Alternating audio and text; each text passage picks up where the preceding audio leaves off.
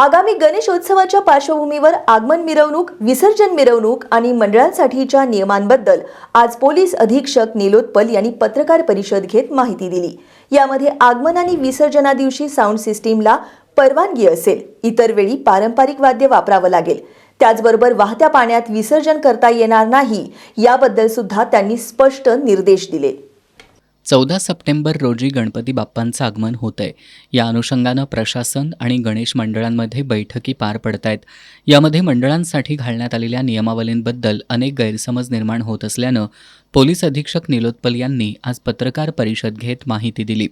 14 September रोजी आगमन आणि 25 सप्टेंबर रोजी विसर्जन मिरवणुकीला फक्त साऊंड सिस्टीमला परवानगी असेल। तसंच जी मंडळं पूर्वीपासून गणेश चतुर्थीच्या अगोदर गणेश मूर्ती आणतात, अशाच मंडळांना गणेश स्थापना दिवस सोडून मिरवणुकीची परवानगी दिली जाईल, पण त्या मिरवणुकीत पारंपरिक वाद्य वापरावं लागेल। त्याचबरोबर नवीन मंडळांना अन्य दिवशी मिरवणुकीची परवानगी दिली जाणार नाही, असं त्यांनी स्पष्ट केलं। सर्व मंडळांना आगमन आणि विसर्जन अशा 2 दिवशी साऊंड सिस्टीमला परवानगी असली तरी फक्त 2 बेस आणि 2 टॉपच वापरण्याच्या सूचना त्यांनी दिल्या। आगमनच्या दिवशी 14 तारीख जे गणेश चतुर्थीच्या दिवशी आहे, त्या दिवशी गणपतीचे सर्व सार्वजनिक मंडळचे आगमन होणार आहे आणि विसर्जन जे 25 तारखेला अनंत चतुर्दशीच्या दिवशी आहे, त्या दिवशी सर्वांचे विसर्जन होणार आहे।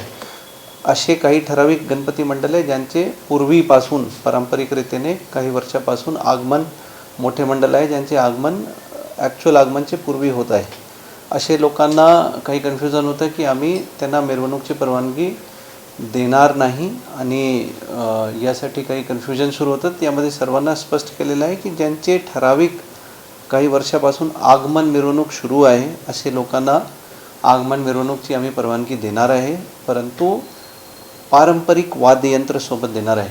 आणखी एक कन्फ्युजन होतं की कोणतेही प्रकारचे पारंपरिक वाद्ययंत्र या साऊंड सिस्टमला पाबंदी पोलिसांनी घालण्यात आलं आहे।